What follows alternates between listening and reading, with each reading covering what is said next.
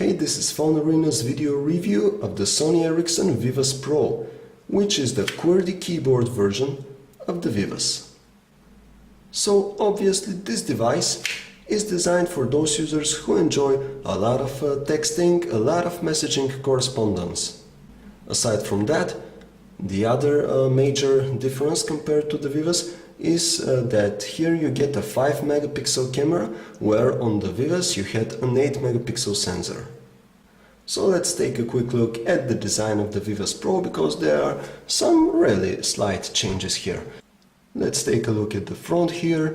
We still got that 3.2-inch screen with the resolution of 360 by 640 pixels, and the display is also capable of showing 16 million colors, which guarantees a really nicely saturated image quality. The screen is also resistive, so you have to use it with your fingernails. Below the screen we've got a send and enter menu key. On the left side we have this micro USB port, a 3.5mm jack. On the right side we have our volume rocker, and we also have that video shutter key and the camera shutter. On the back, as we saw, we've got a 5 megapixel camera with LED light. The QWERTY keyboard is really nice. Typing on it is very pleasant, although the keys are not really raised from the surface. Still, they have a pretty decent click, a nicely pronounced travel. So on the whole, this is a very nice keyboard that makes typing very enjoyable. Here is the interface of the Sony Ericsson Vivaz Pro. It is the exact same software that we saw in Sony Ericsson's other Symbian touch devices, the Satio and the Vivaz. So this here is a custom theme designed by Sony Ericsson. You've got your home screen and it's divided into 5 tabs. The first one here is it's just that. You see, it's some animation here, so really nice, really nice. On to the next one. This is your Twitter tab, and here to the left you've got your favorite contacts screen. Here to the right you've got this image previews, nice kinetic scrolling, and to the right we've got this favorite apps screen. These are just shortcuts here, of course, that can be customized. Here is the main menu of the Sony Ericsson Vivaz Pro. You've got your Symbian WebKit based browser, which gets the job done. As we like to say, it's nothing really incredible. It doesn't offer smooth scrolling or fast loading of pages. It is slow, it is clumsy, but gets the job done. And it supports flashlight. So if you enjoy a lot of browsing, we would recommend that you install the best browser for this version of the operating system right now, which is Opera Mobile 10.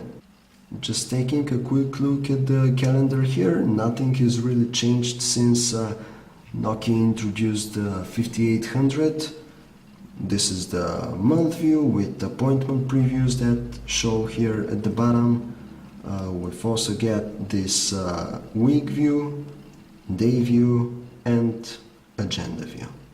Here is Sony Ericsson's really nice graphical interface for your multimedia. You can choose to view music, photos and video. You see nice transitions, nice graphics.